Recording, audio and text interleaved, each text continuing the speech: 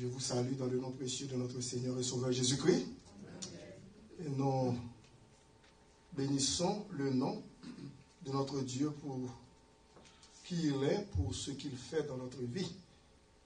Et nous le remercions pour ce privilège qu'il nous accorde chaque dimanche d'être ici et dans sa sainte présence pour l'adorer.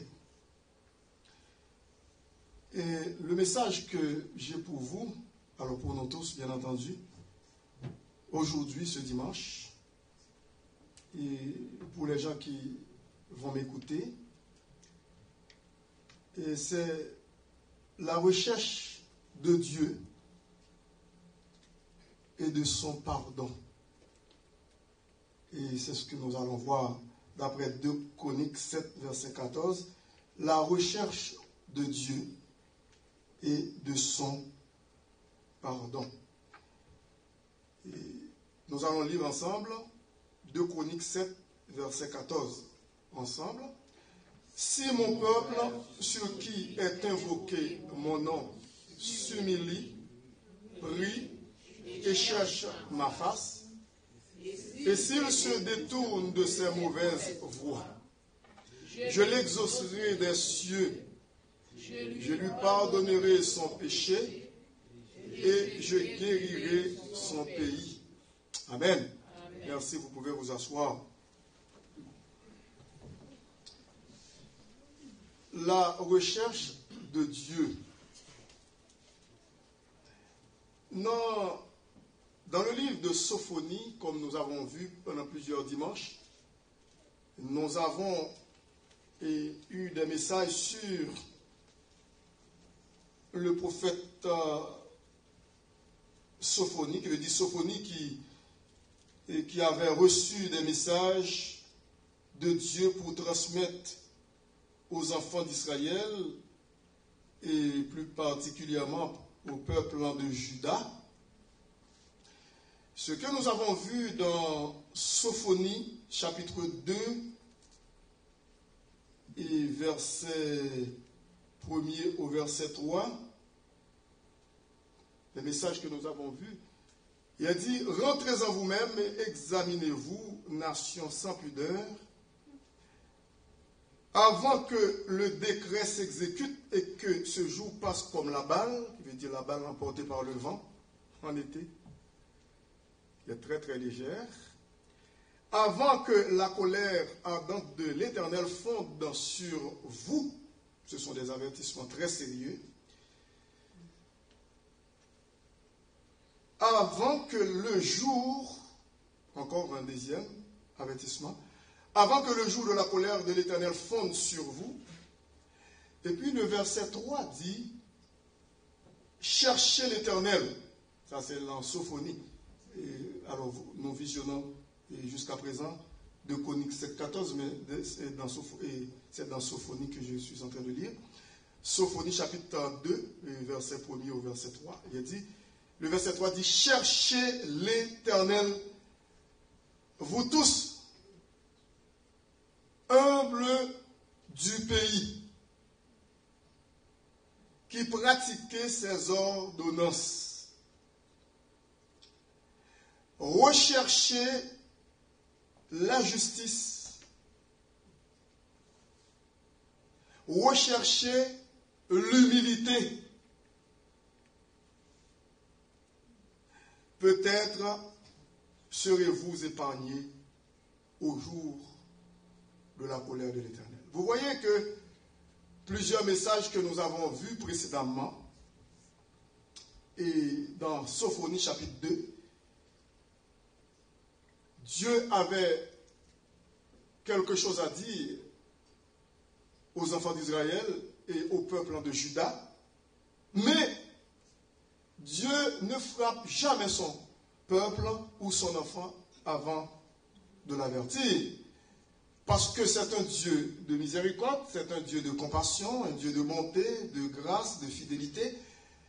Et c'est pour cette raison que Dieu veut à tout prix, avertir son peuple avant de le châtier, pour lui faire prendre conscience que le chemin qu'il emprunte, ce n'est pas un bon chemin. Et c'est ça, c'est Sophonie qui le dit ici, la parole de l'Éternel. Rentrez en vous-même, examinez-vous. Une prise de conscience. Rentrez en vous-même, une prise de... Examinez-vous. Nation sans pudeur, sans honte, cela veut dire sans gêne, sans scrupule, avant que le décret s'exécute. Il veut dire ce que Dieu a l'intention de faire contre ce peuple, avant que le décret s'exécute et que ce jour passe comme la balle, avant que la colère ardente de l'Éternel fonde sur vous, avant que le jour de la colère de l'Éternel fonde sur vous. Et puis, l'Éternel donne le secret dans Sophonie chapitre 2, verset 3. Il dit, cherchez l'Éternel. Cherchez l'Éternel, vous tous humbles du pays, qui pratiquez ses ordonnances. Il dit, recherchez la justice. Alors, ce message est pour tous les enfants de Dieu, parce que Sophonie n'était pas en train de s'adresser aux païens qui sont aux alentours des enfants d'Israël, mais c'est au peuple de Dieu. Recherchez la justice, recherchez l'humilité, peut-être serez-vous épargnés au jour de la colère de l'Éternel. Par contre, il y a des menaces aussi contre les peuples étrangers, contre le monde entier. À la fin des temps, ça va venir. Mais dans un premier temps, c'est pour son peuple. Bon, maintenant, nous avons déjà parlé un peu plus sur des messages que j'avais prêchés sur Sophonie quelques dimanches de cela. Et maintenant, nous sommes en train de regarder dans 2 Chroniques 7,14 qui dit « Si mon peuple, sur qui... » un peu en retard ici. « Si mon peuple, sur qui... » c'est 2 Chroniques 7,14. « Mon nom est invoqué, ou si mon peuple sur qui est invoqué mon nom, s'humilie, prie et cherche ma face, et s'il se détourne, c'est très important, et s'il se détourne de sa mauvaise voie,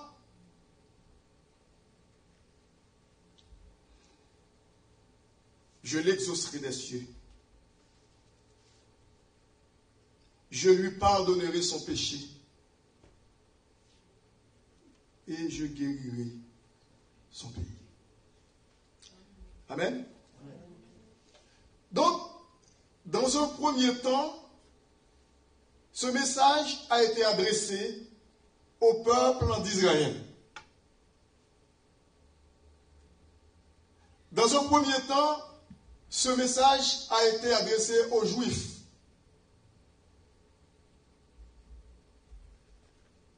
Et parce que dans le contexte, il est question de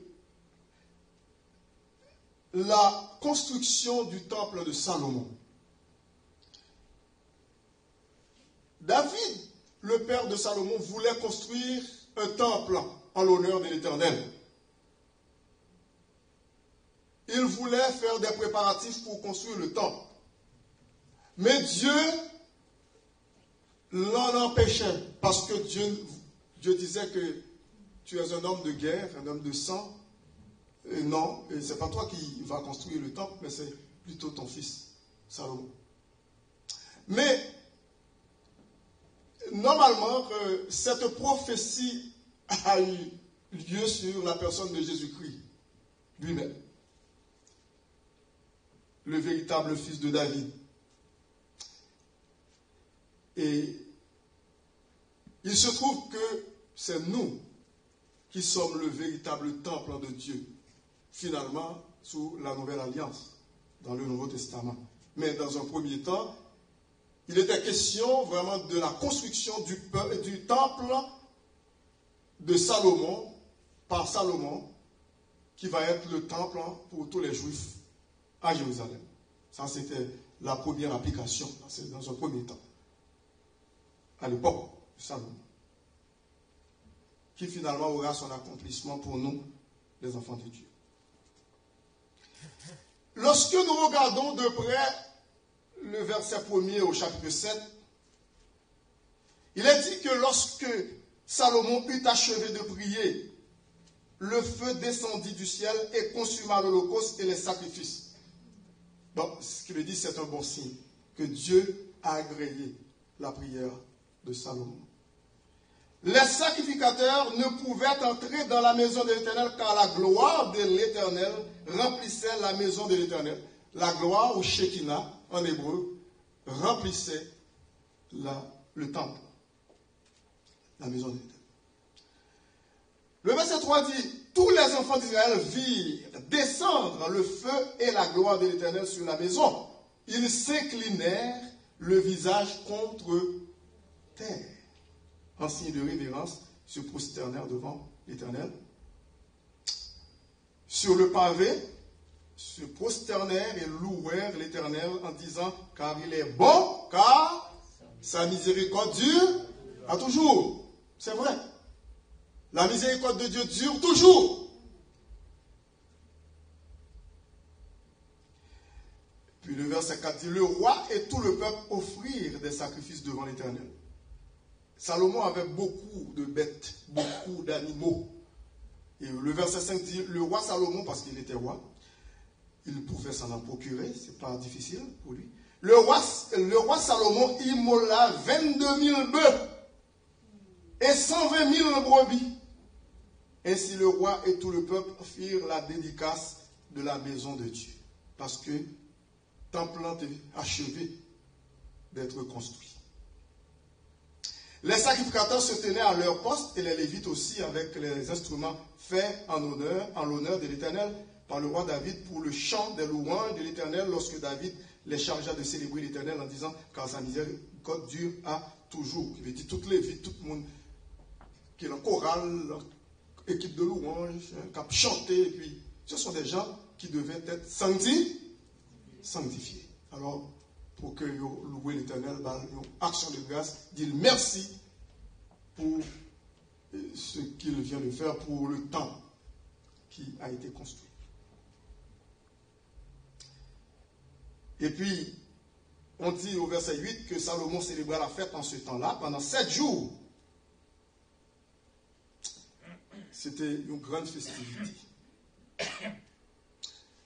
Donc, le verset 11 dit, lorsque Salomon eut achevé la maison de l'Éternel et la maison du roi, il faut le construire maison partout, finalement construit temple bon Dieu, et qu'il eut réussi, écoutez bien, réussi dans tout ce qu'il s'était proposé de faire dans la maison de l'Éternel et dans la maison du roi. Maintenant, l'Éternel entre dans le décor pour s'entretenir avec Salomon. L'Éternel, au verset 12, apparut à Salomon pendant la nuit, pendant l'abdomen, et lui dit, j'exauce ta prière. Amen. J'exauce ta prière. Et je choisis ce lieu comme la maison où l'on devra m'offrir des sacrifices. M'accepter offrande, m'accepter prière, et m'accepter présence sous, ou venir adorer moi, ou venir louer moi. Mais c'est bon d'entendre que bon Dieu dit nous, il accepte nous. Comme Salmiste dit, heureux le peuple dont l'Éternel l'admet dans sa présence. Mais cependant, pas faire bon Dieu fâché. Parce qu'il dit non, il est exaucé. Il est exaucé. Mais ça le pral dit. Mais ça que bon Dieu pral dit qu'on y est. Le verset 13 là, c'est très important. Tout le monde qui attendait là, qu'on y a là. Bon Dieu dit nous avant que lui tendait prière nous, lui exaucer prière nous, lui accepter prière que nous faisons à lui maintenant. il a agréé. Ça, c'est un gros cadeau. Le bon Dieu dit nous, il temps de prier nous. Amen. Il a accepté prier nous. Et puis, il honore et présence nous, tout, dans la présence. C'est une grâce. Mais cependant, prenons une épreuve plus tard. Il y aura des moments difficiles à traverser, à y faire face plus tard. Prenons des difficultés de toutes sortes qui pourraient surgir devant nous. Prenons des calamités qui pourraient auxquelles nous ferons face. Prenons des maladies, prenons des persécutions, le mépris, l'abandon des proches, des amis, des connaissances des gens que nous connaissons. Prenons toute bagaille ça. Prenons des affaires pas bon. Parfois, on les bagailles bon, mais on les pas. Les pas bon. Prenons l'abondance. Parfois, prenons la disette.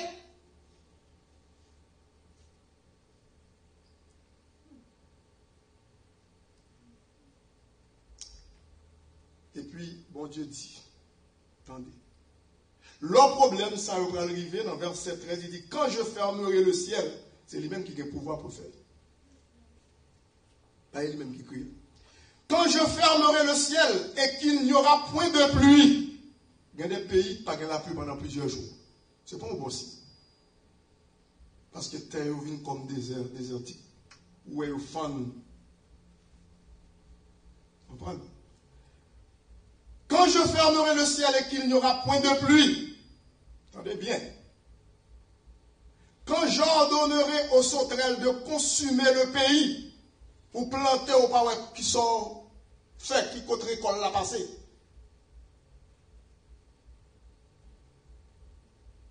Parce que c'est lui qui a commandé, qui a ordonné ça. Parce que mon bagage qui fait, ça.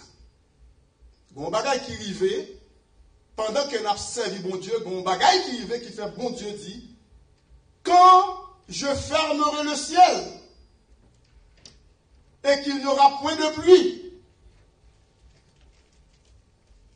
quand j'ordonnerai aux sauterelles de consumer le pays, parce que son réaction de Dieu a un bagage qui passait dans le peuple. Est-ce qu'on a suivi là? Son bagage qui prend le peuple là, parce que bon Dieu est omniscient. Il connaît tout bagaille. Il connaît tout bagaille. Nous pas rien pour nous apprendre, bon Dieu.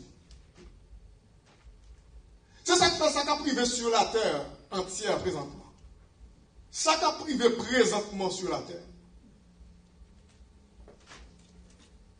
Bon Dieu, il était qu'on aime, il était enregistré dans la pensée, bon Dieu, dans l'agenda. Quel que soit ça qu'a privé, bon Dieu te connaît, la privé, face au mauvais comportement de l'homme, de l'être humain sur la terre. Parce que nous n'est pas capable de faire des promesses sous trop longtemps.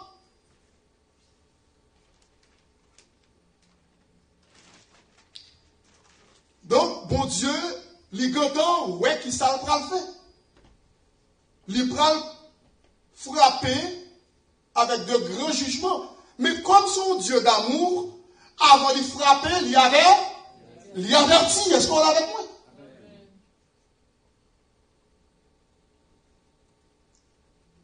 Il connaît par une période de temps critique qui peut arriver dans la vie de l'homme. Et même parmi son peuple, il connaît ça. Il connaît par une pandémie en 2020 qui a venu. Moi-même, avec vous, nous ne connaissons pas, nous sommes en belle festivité, en fin d'année 2019, et puis nous rentrons toujours en 2020, nous ne connaissons pas ça. Tant nous, en masse, contre l'église, en masse, c'est 15, dimanche 15 mars 2020, pour le fermer. Nous ne connaissons pas ça. Mais mon Dieu, il te connaît. Ça qui a traversé le pays natal, nous, bon Dieu, te connaît depuis longtemps. Même avant la découverte d'Haïti. Est-ce qu'on l'a avec moi? Mais oui, oh, ben, il y a une mission.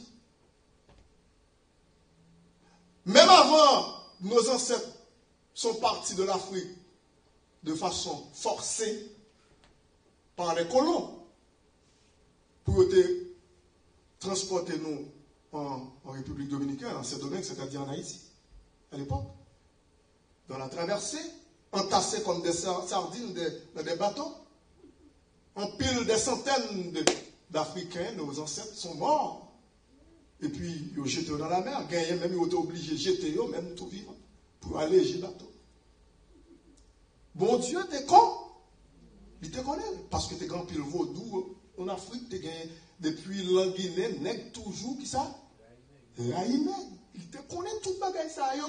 C'est cause de ça que moi, avec vous, ou compatriotes qui ont subi présentement, il te connaît ça pour arriver parce que c'est réaction de Dieu face aux conséquences de l'homme, de mauvais comportement de l'homme.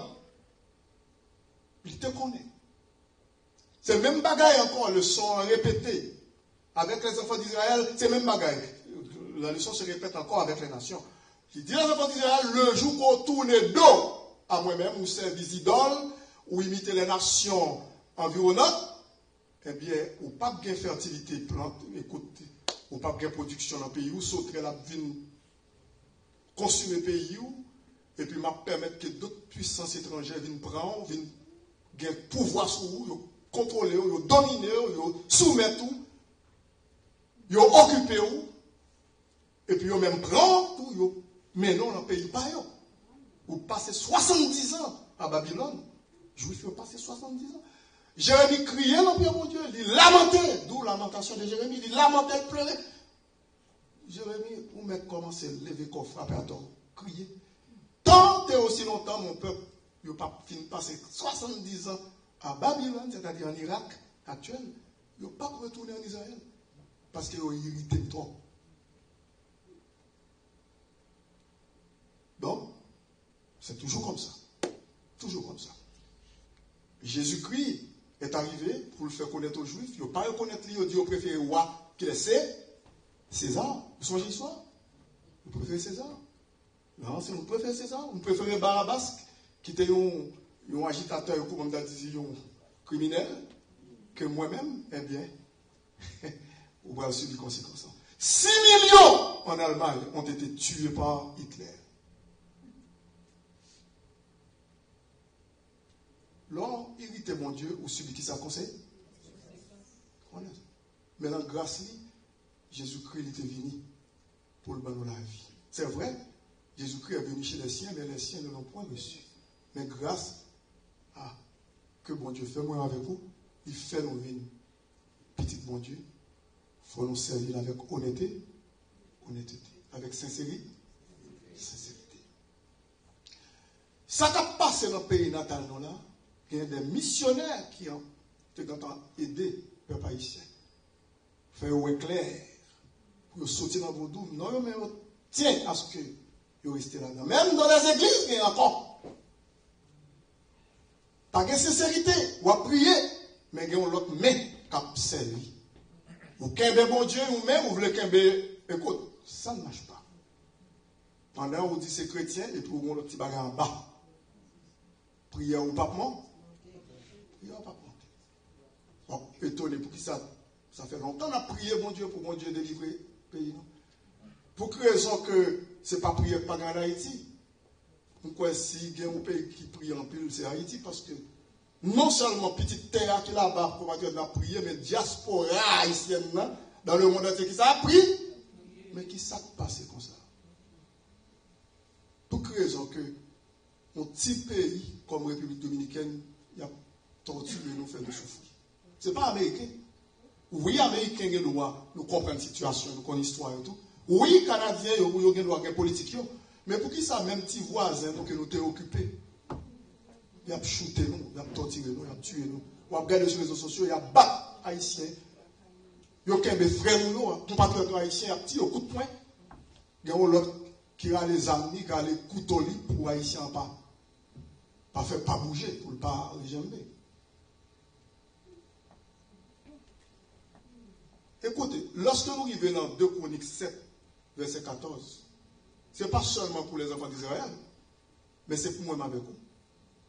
Il dit, si mon peuple, sur qui est invoqué mon nom, qui ça, premier bagage, ça le devait s'humilier.